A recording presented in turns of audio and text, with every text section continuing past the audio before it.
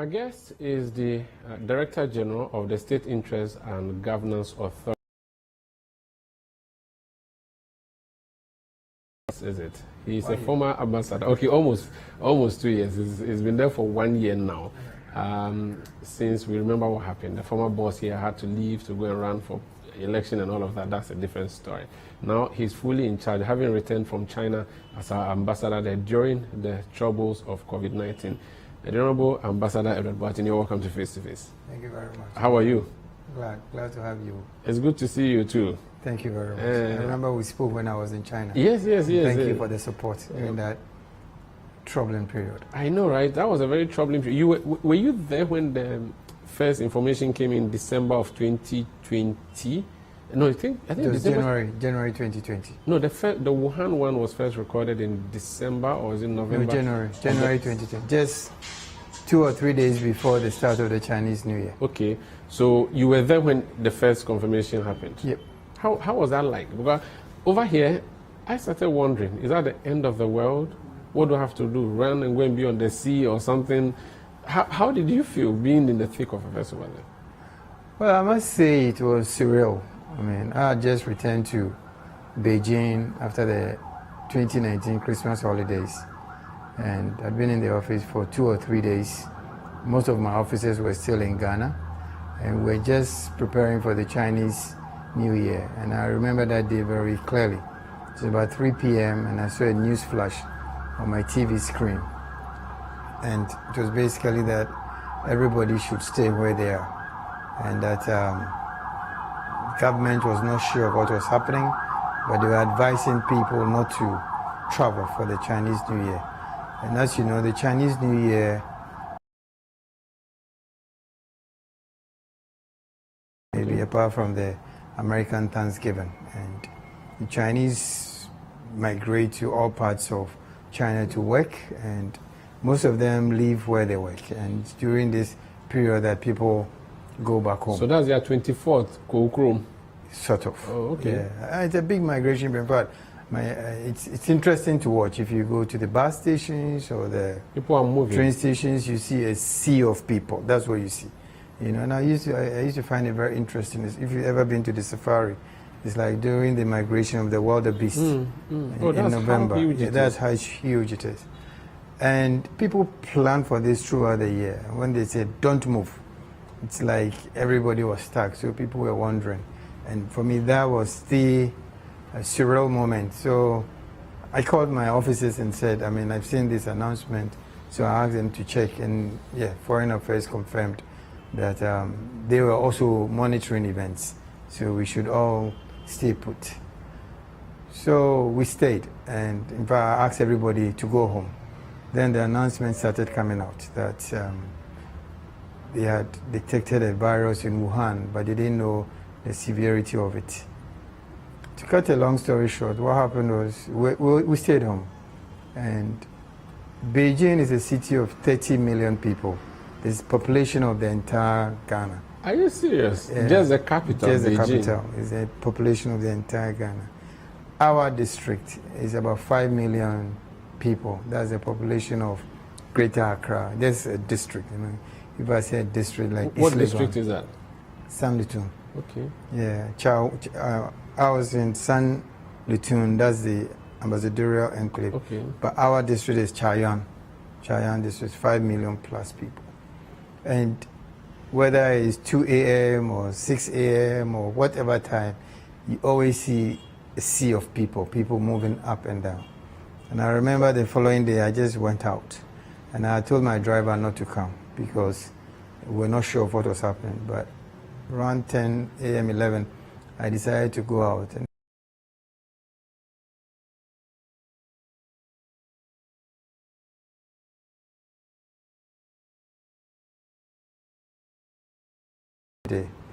so I called the airport, and they said, well, flights were moving, but people were not traveling. But if I wanted, I should come. So I went. Then I realized that there were only 3 or 4 of us on the plane. And wow. I asked myself, am I doing the right thing? And I got to Guangzhou. I was picked up by one of my officers because we had an office there. And Guangzhou is like the second biggest city biggest city after Beijing. Yeah. And I remember I got to the hotel and there was nobody, apart from the people working there. So I said to them, what is the problem? They said, well, nobody knows what's happening. So I just then decided that, no, I'll go back to Beijing because I don't want to get stuck here, and I'm glad I did. So I just called the plane, and I was the only person on the flight, together with the crew, back to Beijing. So from that point, we were all stuck, and for almost 2 weeks, we were just in our rooms monitoring. I must commend the Chinese government at that time. I mean, the information flow was regular. I mean, and I think it's similar to what our own president did. I mean, their president was not speaking to us, but we, through Foreign Affairs, would get 3 p.m. daily updates on the do's and don'ts, and that's what kept us going. And this was something I knew. Nobody knew what COVID really was. But how far was Wuhan from you? Well, Wuhan... That's Hubei province, right? Hubei province. That's about a 4-hour flight from Beijing. Okay. And we had a lot of students there. And that was the epicenter, because that's where they realized that there were a lot of the virus was coming from now. Our first instinct was to protect our students. So when I came back to Beijing, we started calling the students individually and also working through their student organizations. We had a register of the students. Yeah, we had a register. We also had the student unions and the Ghana societies, which, and I'm glad that with the communities. So we started using our community leaders, and I'll always be very thankful to them because they all stood up to the test. I mean, they did it very well. Akonia, Ghanaian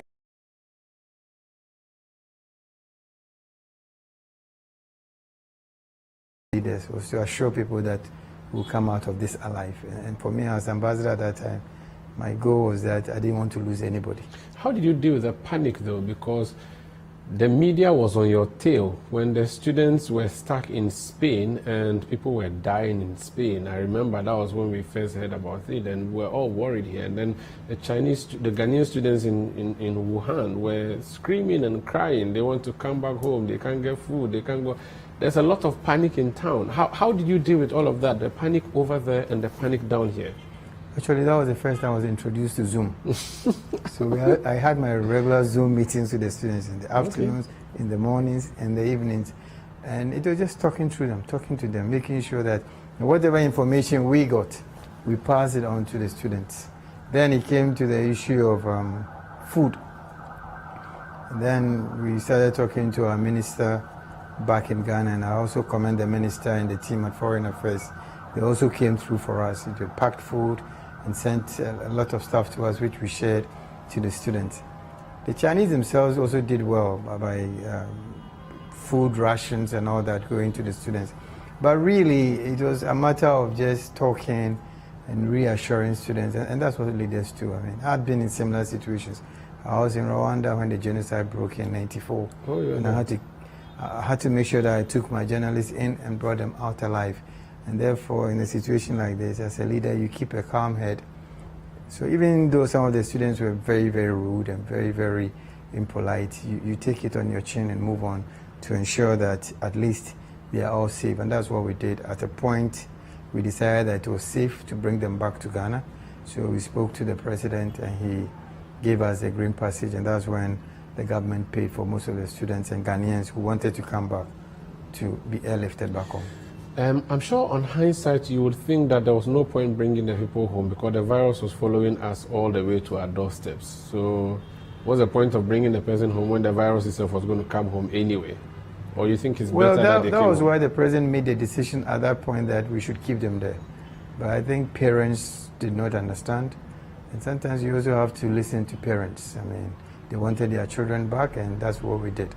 We felt that at that point it was safer for most of them to be in China. And wherever you are, it was better to be there because the situation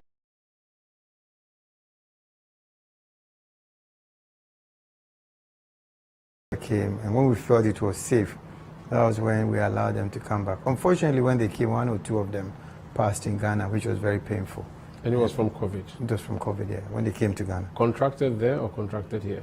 Contracted here when they came. Okay. Yeah, but, it's very difficult to say whether it was contracted there, I doubt, because they were all tested before they left. Yeah, but once you got here, people sometimes became careless. Now, you having been in the thick of affairs, is there anything you think we would have done better at the time in terms of managing and handling COVID? In terms of the Chinese and No, in international terms of our country. In terms of Ghana. Our officials, yes. Well, I think the leadership did very well. I think the president does one thing that when his legacy is written, I think he would get A++. He could.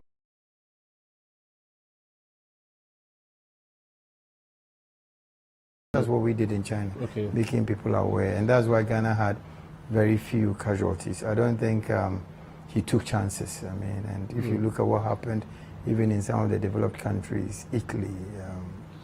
How about the Chinese? So you said that they kept giving you updates at 3 p.m. Were they speaking to you in English or Chinese? Both, Mandarin? Both, all languages. So you understand their language? I mean, they'll speak to us, and we were getting our updates through Ministry of Foreign Affairs. Okay. So that would obviously be in English, Chinese, French, But do you speak Arabic. the language though? Just a little bit, not much.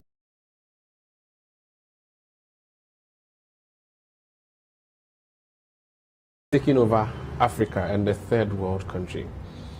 Is there a grand agenda by the country to invade, quote and unquote, these countries, take over the countries? We hear the story of Zambia airport almost being taken away by the country and all of that. You have been there. What is the mindset? Because, of course, they are developing. They have a 10-year election cycle and all of that. They are very developed, very advanced. They are engaged in everything we are doing here. Is there like a national policy over there? Can we tap into that, what they are doing there, maybe except the community side, of course? It depends on when you say takeover, what do you mean by takeover? Economic takeover. Economic takeover. Obviously, they have their going out policy, which is a policy of the government. The Chinese have more investments in the US than the whole of Africa. Wow. They have more investments in Germany, in the UK, than probably the whole of Africa. So I think sometimes the Africa situation is also over-exaggerated. I think what the Chinese have done well in the last 20 years, from where I sit, is the development of infrastructure in Africa. I had the opportunity to start working in Africa from 1992. And traveling in Africa was very difficult. So when they came in, they came with this mindset of infrastructure development. For that, a lot of countries have benefited. If you look at the standard gauge rail in Kenya, it used to take you almost a day to travel from Nairobi or the flour production place like Naivasha to Mombasa, which is the port. Today, with the standard gauge, it takes 3 hours.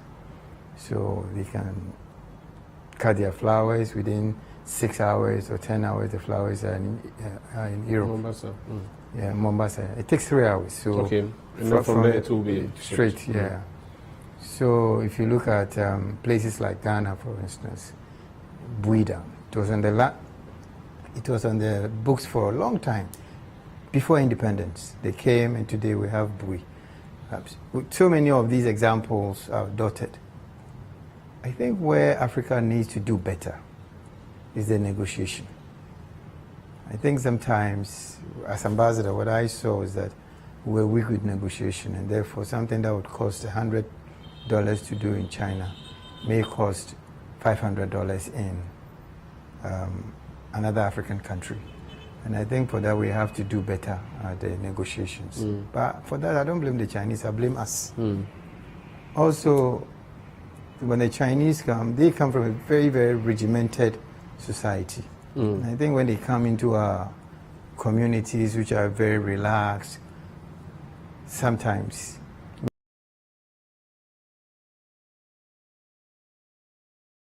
they play by our rules, not us playing by their rules. So talking about negotiations, playing by rules and so on, when you were ambassador, I mean, you are the first ambassador under the Akufo-Addo administration. Yeah. In terms of infrastructure projects, the government decided that it was going to embark on massive projects here in Ghana, partnering with the Chinese. Then we heard of this Sino-Hydro deal. We were told that we're going to dig up our bauxite or give our bauxite in Yinehini and in the eastern region to the Chinese, let them come and dig and build roads for us, that they were going to build the Tamale flyover, the Adenta Dodoa dualization, so several other projects. We have seen the Tamale one completed. The other projects have stalled. We have not seen the bauxite being dug. What is the problem? I think the Sino-Hydro deal is one of the most misrepresented projects. One, I want to clarify. The transaction did not involve Sino-Hydro coming to dig up the bauxite for us or produce the bauxite. It wasn't part of the transaction. It was infrastructure. They were going to help us to build our infrastructure. We, in turn, were going to find the right people or the right companies to come and explore, prospect, mine, refine our bauxite. And we're going to use the proceeds from the bauxite to pay them. So that was the deal. They were not going to be involved in that part of it. In the course of the discussions, a lot of China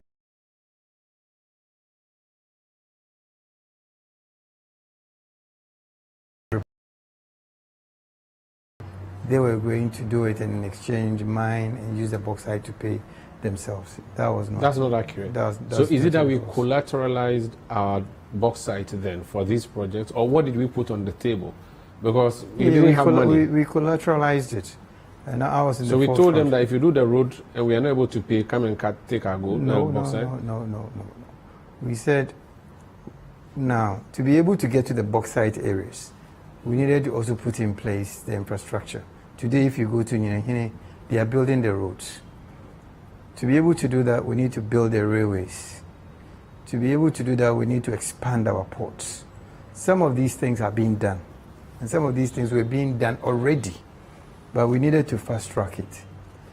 Don't forget that when our government came in, we didn't have, we were also under the IMF package at that time. We couldn't borrow. There were a lot of restrictions. I met Sino-Hydro first. And I was used to doing these transactions because I had worked with Turner Broadcasting around the continent of Africa when we started. Most of my clients had very weak balance sheets. So what we used to do was that we would borrow on our balance sheet and then use the proceeds from the entity we set up to repay. Now, in areas where they would client will put up the collateral that if it fails, this is how we're going to pay. And it was the same concept. So Dr. Baumia came for a state visit. That was the very first state visit. And I had met the president of Sino-Hydro in the lead up because I had gone as part of the advanced team. So the Sino-Hydro rep here, one Mr. William Opombio, when I was leaving, I asked him that, who are the people I should talk to? So he gave me the list of possible people and said, these people built the Bui Dam. So he took me through the concept of the Bui Dam. And it's the same. Bui, we didn't have money. So we came, they went and they said, okay, if you build Bui Dam for us, we'll pay you with our cocoa proceeds. So Sino-Hydro are not involved in the cocoa. Cocoa board does that. So they sell, and through the Ministry of Finance, they pay them. And that's how Bui Dam was paid for. It's a similar transaction. Okay. So being used to that, and something like that haven't been done before. When I met the president, he said to me that, look, we've been in Ghana for 7 years, and we have not done any transaction outside Bui Dam. So they were thinking of moving out. Mm-hmm. So I said, but why don't we use the same concept you did for Bui to build roads? Because we want to build a lot of roads. We want to develop our bauxite. And he got interested. We had a very, very good conversation. So when Dr. Baumia came, I told him, and he was like, this is very straightforward. And being an economist here,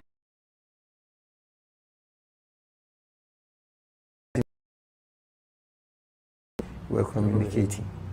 So immediately he landed.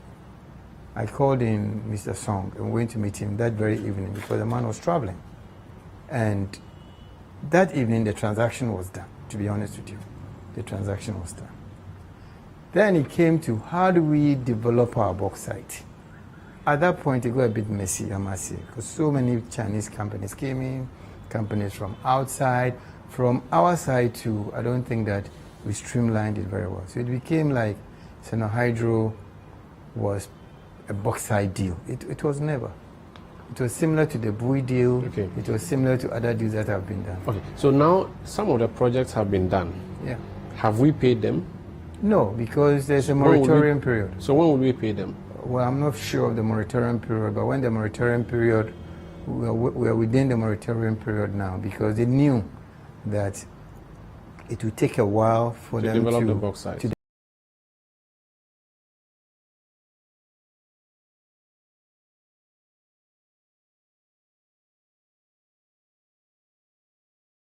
We will not pay them. Is there such an agreement? But they finished with their job. It's tied to the processing of the bauxite, but if we on our side are not able to develop the bauxite, then we have to find other means of paying them. But right now, the bauxite is not being developed. Well, so as far as I know, a deal has been signed with some entities like Rockshore and others. I don't know where they are in the process, but it's not at a standstill. Work is being done. But maybe it's slowed, but work is definitely being done. But does it look like we'll be having to pay China or the Sino-Hydro with hard cash? I'm not in a position to confirm that because I'm not in that loop now. But what I know is that it's in our interest, and I know the president's vision that we develop the bauxite. That's why he set up GIADEC. So I think GIADEC will be the best entity to answer this question, whether we're on track, if we're not on track, what is our plan B? The reason I'm asking is because I just spoke to a member of parliament a few days ago, and he gave me the impression that deals like the Sino-Hydro have been added to our national debt, and that's how come our debt is not sustainable. And that we are even going to beg China to come and join the Paris Club so that they will knock off some of our debts. Are you aware of that? I've read that in the papers, but I don't know the facts, so I don't want to speak to something that I'm not very sure of. But let me also correct one thing. I think sometimes there's a lot of misinformation. The whole world is in a crisis. America, United States, recently had to renegotiate some of their debts. So England, UK is going through this. Even Germany,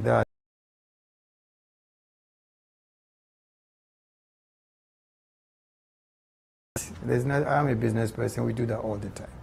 So in Ghana, we make it look like if you are renegotiating your debt, then you failed. You've not failed. Because for 2 years, between 2020, 2021, the entire world was at a standstill. But at the same time, life was going on. People were eating, government was spending money.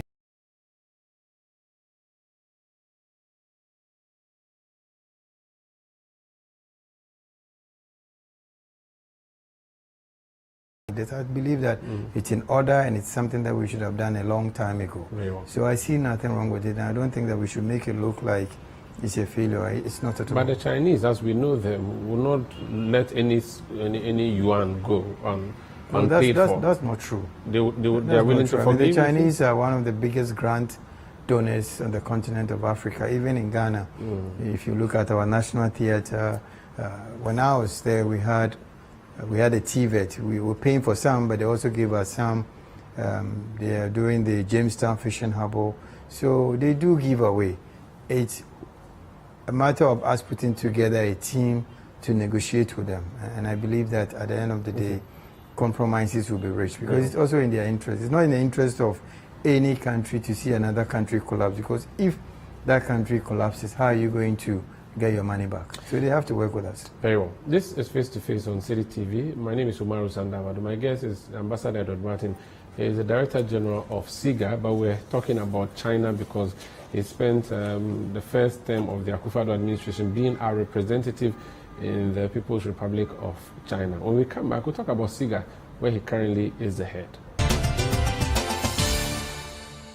Bank of Ghana has upgraded the One Ghana Cedi coin with enhanced security features. The coin will be put into circulation from 12th December 2022. It is similar to the existing One Ghana Cedi coin in shape, form and images.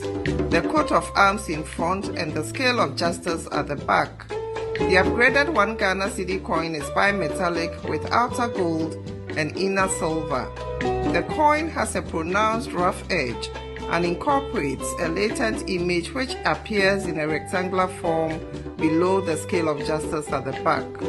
The latent image changes from a radiating star to a 1 Ghana cedi symbol sandwiched between 2 stars when tilted.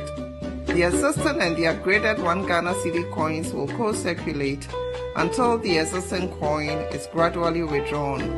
The general public is encouraged to accept the coins and use them.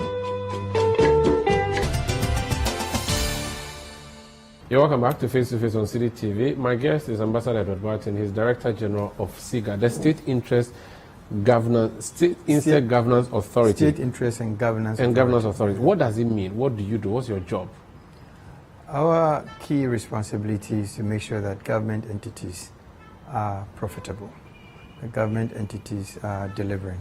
That's why the SIGA Act was passed by the President in 2019.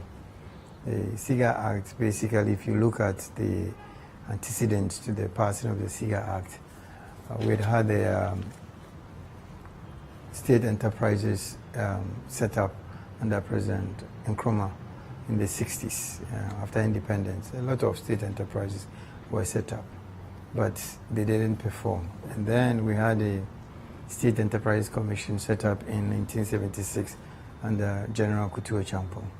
So SIGA flows from that.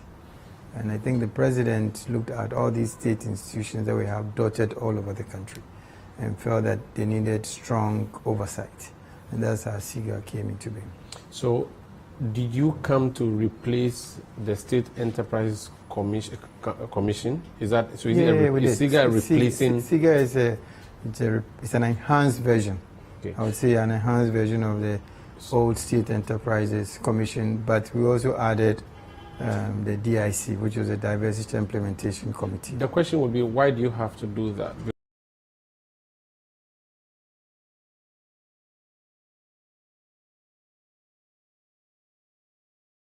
Active? It was there, but it was not. It hadn't been given the resources, so that was why a new act had to be passed to give it more teeth. Yeah, but why don't you just give it the resources? Why do you have to create a new act and create a new office and a new portfolio when you could have just... So, for instance, STC was possibly dormant, and then someone decides, let's give it more resources. They didn't have to change STC to STG or STB, but STC now looks very vibrant. Why don't you do something like that? The SIGA Act is more empowering. It gave the State Enterprises Commission, which was there before, didn't have a lot of the strength that was given to SIGA, because SIGA now holds the government shares. Before, government shares were dotted in the ministries. You know, some of these entities, to be honest with you, did not even know where they sat, whether they sat with the presidency or they sat with their ministries. So SIGA enjoins us. It's our responsibility to hold the shares of the state. I think that's one difference, that we hold the shares of the state on behalf of the government and the people of Ghana, so that it's our responsibility to make sure that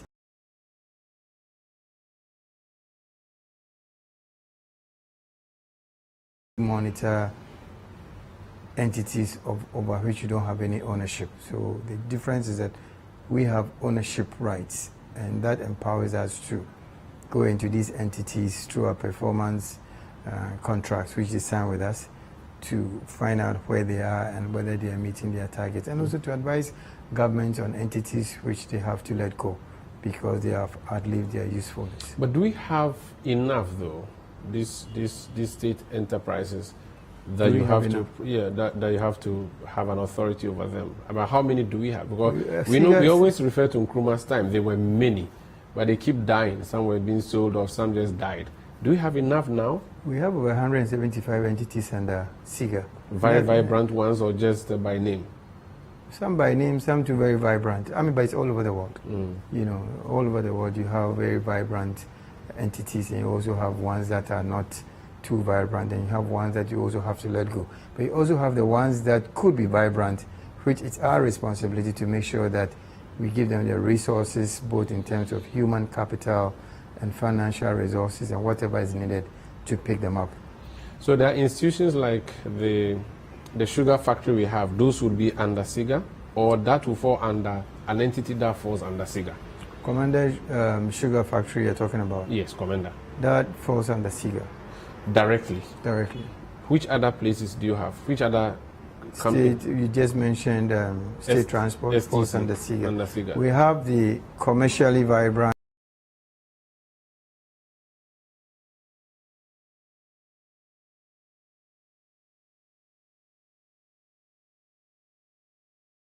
profit. Then we have the others, OSCs, which also fall under SIGA. OSCs examples are FDA, Food and Drugs Authority, so DVLA, free zones, they all fall under SIGA. Then we also have the joint venture companies in which government sometimes has a minority interest. So something like Vodafone, Tigo. You have interest in all these ones. Ghana, so Ghana Water Company.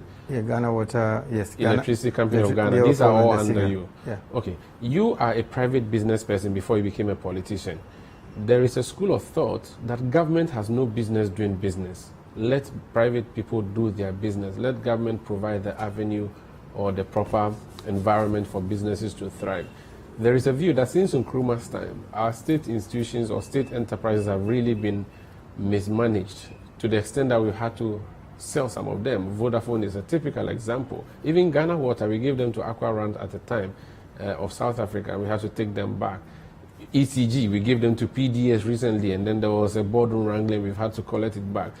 There's a view that don't do business as government. What is your view on that? I disagree. Why? There's no country in the world, not even the most capitalist of countries, where some utility services like water, electricity are totally in the domain of private people. Government has to be an enabler. Government also has to use its strength and borrowing muscle to run some of these organizations and create the economic superhighway for the private enterprise to run and start. Mm-hmm. So if government has to leave the space totally for private enterprise, trust me, we would not have the internet today. Internet started as a result of the US military. And today it's commercialized, so we even forget how it started. Even in a lot of cases, I worked with the Coca-Cola company. Coca-Cola company started as a private entity, but what made it strong was because we were supplying drinks to the US forces during the World War. And after that, they moved on. So many companies started like that. So when people say that government has no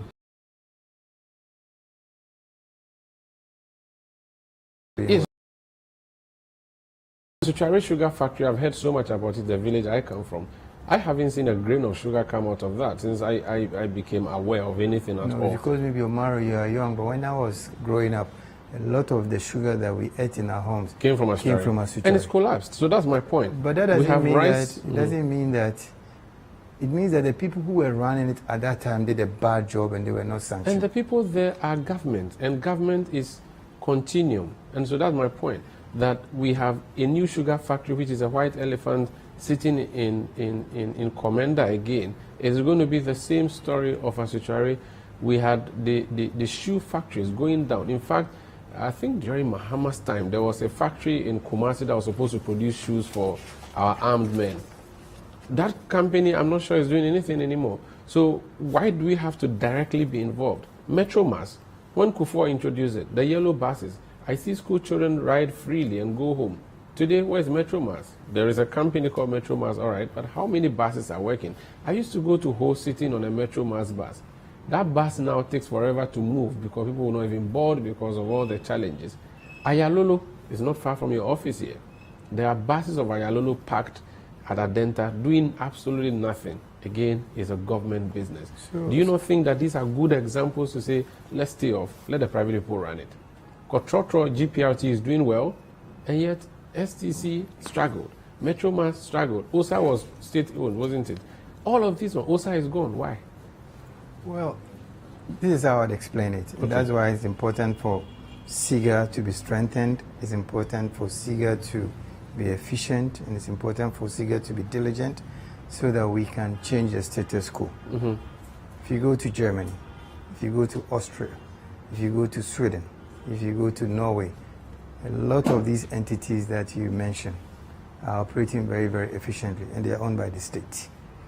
When I first went to Europe as an ISEC intern, I worked for an institution called SIGA Central Brand. We were responsible for ensuring that the state assets run very well. Little did I know that 30 years later, I'll be in a position like this. Law and order have to work. And when people don't deliver, they have to be sanctioned. So those are the key problems, not the ownership. The reason why private sector runs is because you are working for City TV, you're working for City FM. If you don't perform, I don't think Samens will let you. No, send me home. Thank you. So in the public sector in Ghana, there are no sanctions for non-delivery. Are there KPIs though? There are KPIs, but people don't enforce the KPIs. But what we are doing now at SIGA is to make sure that we enforce the government KPIs. So you are the KPI enforcer of SOEs? Yes, now the that's why they sign the performance contracts with us. And at the end of every year, those who are not performing, we call them in. We listen to their problems. Sometimes they also have legitimate problems. You cannot expect me to build a skyscraper when you've given me the money of a story building. So there are serious problems and genuine problems that we have to work through with the shareholder and the people who are doing the job. And it's not easy, but we're working through it. Last year we started the PELT Awards. The PELT Awards is to ensure that those who are doing well are recognized. Those who are not doing well are shamed. Like the president said to us in Kwawu last weekend, he congratulated TDC and the others who are at the top, but he also said the bottom 5, I expect you to move up. Or those who are running these institutions should be prepared to exit, put down the job and go and do something else. Yes, ownership is important, private sector is important, but there has to be law and order in this country. I think we get away with too much, and that is why things don't work. And it's not only for SOEs, it's in a lot of things around our country. Ministries department. You mentioned Kwewu, where the president was even celebrating you and your authority for the whip system that you have been implementing. So walk us through some of the practical whip systems you have deployed since your creation, so that we can say, hey, there's a new man in town called SIGA, or let me be careful.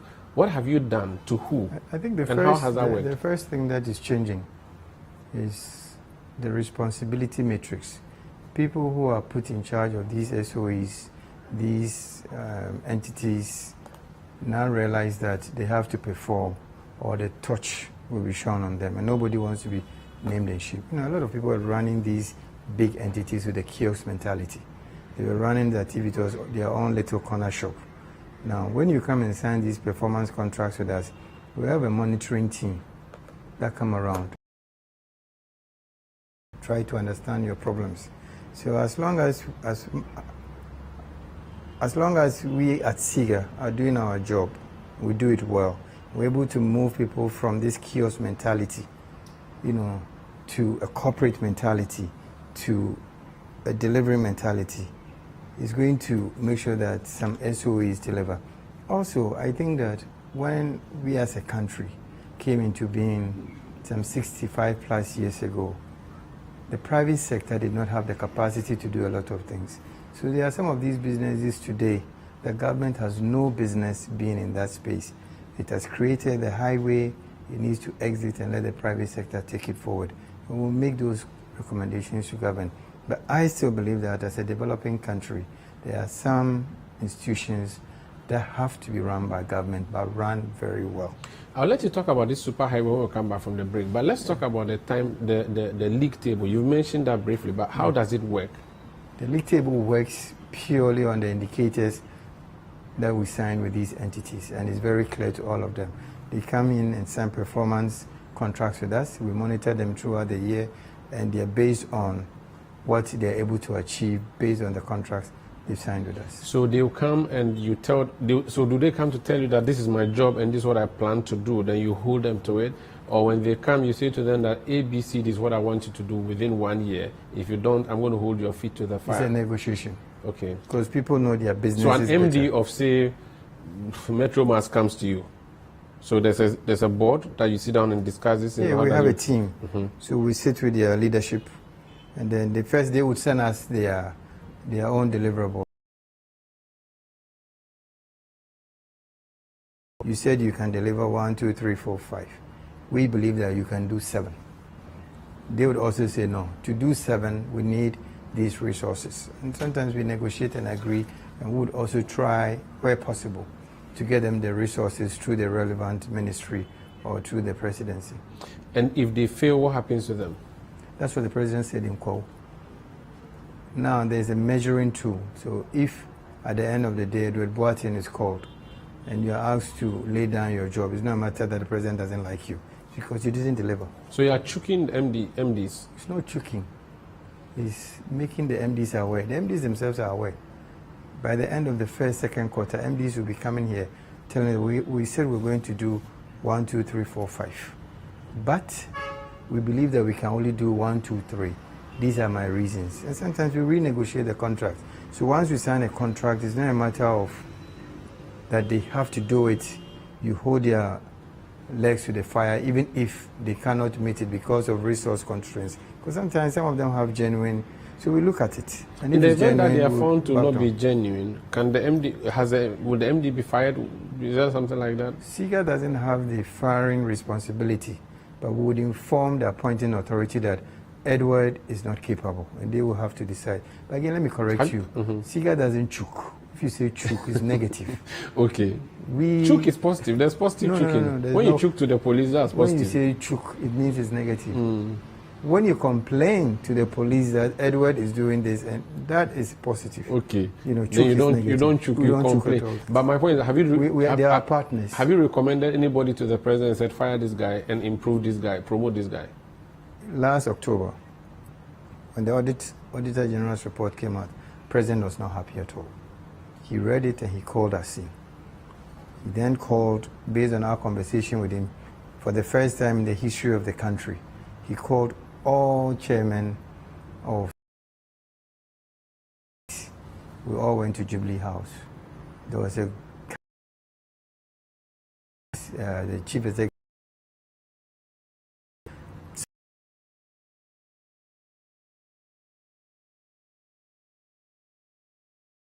To the chief of staff to be presented to the president. And we've made some You're supposed to do that in 2 recommendations. weeks, weren't you? 4 But weeks. we had to long ask- past 4 weeks. No, we've presented our report. We had to ask for extension because it was a lot of work. Okay. I mean, it's not easy because we had to go into why certain things were not being done, and also to, we have to understand people's problems. You cannot make recommendations if you don't understand why people are not doing certain things. I cannot say Omaro is not working if I don't understand your issues. You have to explain to me. Okay. Then I can sit down with your boss and say, well, you want Omaro to deliver face-to-face 5 times a week. He needs 2,000 cedis. No, it's too small. You've given the guy 1,000 cedis. How do you expect him to do these programs? Please, so they have to give you the resources. Give me more than 2,000. This face-to-face on City TV. Just an example. When we come back, there's something they call the economic superhighway at SIGA. How have they done that? How good is that superhighway? Is it asphalt or potholes? And how are the institutions benefiting or struggling from that? Please stay with us.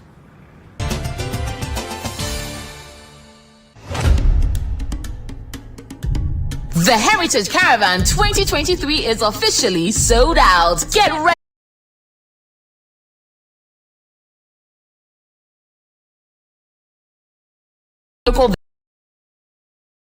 Days with nature.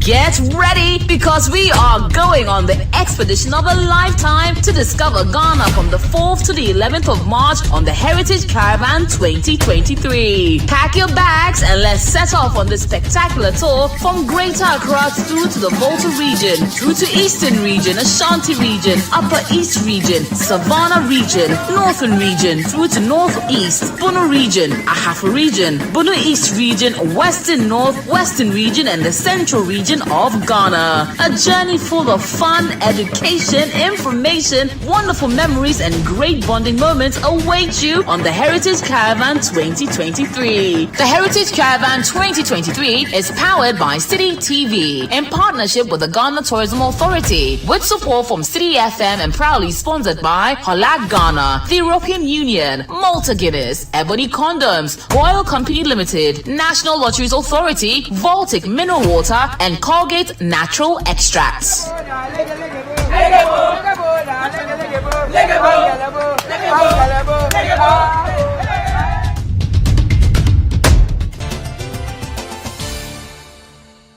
You're welcome back. This is Face to Face on City TV. So when SIGA was created, you had something you call the Economic Superhighway. In my mind, I see a road leading from Accra to Johannesburg, which is very good. Everybody can jump on, like the after. That's what you're supposed to use to explain the work you do with this Economic Superhighway so that state institutions or enterprises can then tap into it? No, I think SIGA's role, the Economic Superhighway is a term that I coined when I came in. Okay. So we have to create the Economic Superhighway because state institutions all over the world have that responsibility.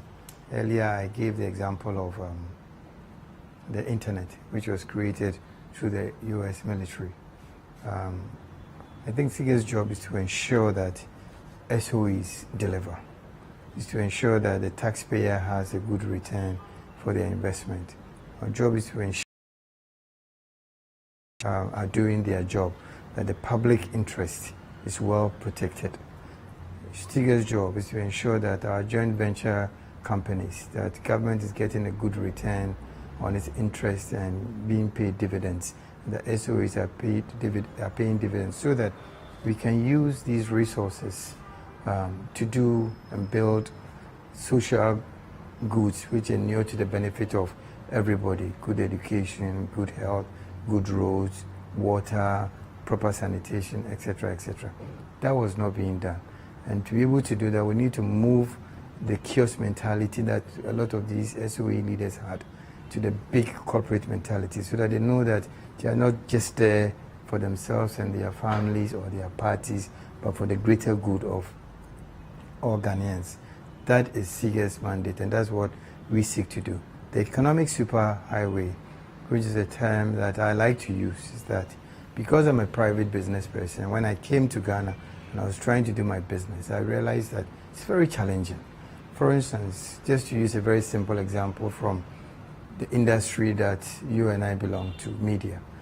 When I was in the US and I was working for Turner Broadcasting, we're building all over the world. Even in Atlanta, we never owned a mast, because the mast farm that we used to call was provided by the state. So you as a broadcaster, you went there and you paid and you told them what you wanted and it was done for you. So it wasn't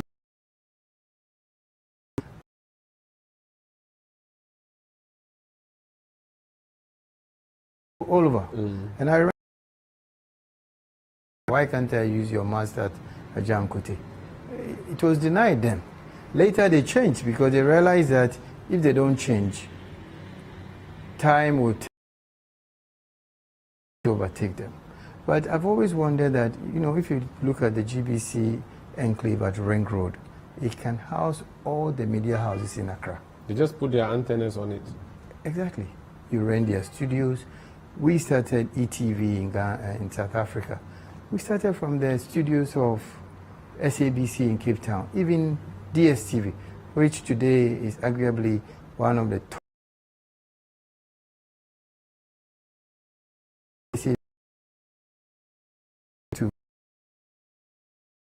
You wanted to rent? I wanted to rent. I wasn't interested in building a mast. Why should I? But here we had to build a mast. And I remember when I climbed the mast for the first time, I sent a picture to my colleagues in Atlanta. They said, we didn't know you were an engineer. Because it was a total mindset. So that is what we need to do, so that we're doing 1D, 1F. My job is to make sure that the products that I want to deliver is what I focus on. I focus my energy, my thinking capacity, and my money. It's not my job to build a road. It's the responsibility of the district or the government to build the road. It's the responsibility to make sure that I have stable electricity. It's the responsibility to ensure that I get good water. And that is what I call the economic superhighway, that we have to put in place through SIGA the enabling environment so that we can use the state to push these entities. Because and that's why our big businesses are so small. It's not because we're not good business people. When people always compare us to other business people, sometimes I get upset that the Ghanaian business person who has been able to create 1,000 Ghana cedis, if you take the same person, put that person in the US, instead of creating 1,000 cedis, they'll be creating 1,000,000 cedis because the enablers are there. Whereas here, the enablers are not there. So we want to use our leverage with the state institutions to make sure that they create the pathways. In some instances, sometimes they will create tunnels, sometimes they will create that big superhighway so that entrepreneurs can ride on to their destination. And in so doing, they will create more wealth, they will create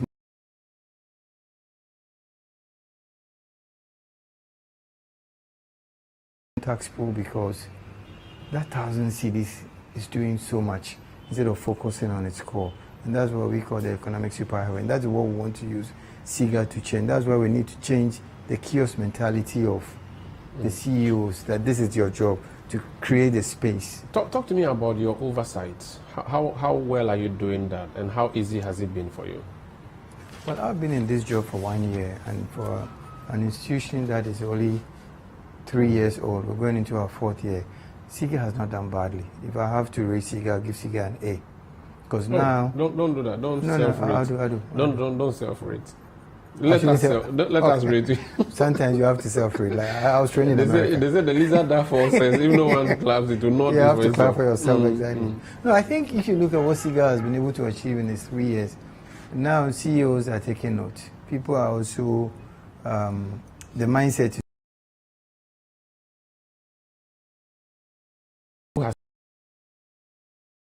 are going to work. It is SIGA's job, and he believes that SIGA is already doing that good job, and he's happy. And so we agree when I say I give SIGA. I'm just giving you the filler, so that it says that if the media collaborates with SIGA, SOEs will work, and so we as media will give you the support. Well, I've always said that. This year we met the editors of some of the key media, and CTFM was there, City TV and CTFM. We thank you very much for your support. And I believe that if we work together, without the media, SIGA cannot achieve its objectives, because we need to make sure that we hold the leaders of these institutions accountable. And no matter what we do, if the media don't carry the story, the public won't know. And sometimes leaders themselves don't know. They only know when they hear it through your airwaves. And for that, we see the media as one of our key collaborators in this game. The last thing, your job that you're doing is like the Auditor General. You're unearthing wrong. You are telling the appointer that your appointee is not doing as well as you've said, and all of this. This is a political environment. Are you safe? Wouldn't the MDs gang up against you and say, this guy is stressing our life, he's choking us, President, when we do something? You use the word choking again. Okay, he's reporting us to the President, and so let's also find a way of removing him. Are you safe in your seat? To be honest with you, the CEOs don't see us like that at all. Okay. We are partners. So they are happy with you? Our job is not to unearth people's wrongdoings. Our job is to help them to achieve their objectives, is to help them to achieve their KPIs, so help them get a clearer vision of where they want to go. So they see you as a partner, not as a threat? No, not at all. They see SIGA as a partner. In fact, a lot of the CEOs come to us with their problems to see how they can be solved. We also SIGA, like for instance, the recent Quo Summit. It wasn't planned by SIGA alone. We worked with some of the CEOs. I mean, for instance, I called somebody like STC Managing Director, Nana Akomia, and I said, you've been to this thing 2 times. What do you think we should be doing right? And he was very, very instrumental. We work as partners, not as policemen. I don't like that mentality of SIGA being a policeman. SIGA is a developmental tool that has been put in place by the President. And I've always told him that if SIGA works, that will be one of his biggest legacies to government, because the institutions will begin to change. Ambassador Edward Boateng, Director General, State Interest and Governance Authority. thank you for speaking to us on Face to Face. Thank you very much. Thank you. And my name is Umaru Sandamado. Thank you for watching Face to Face on City TV. We'll be back again on your TV screens.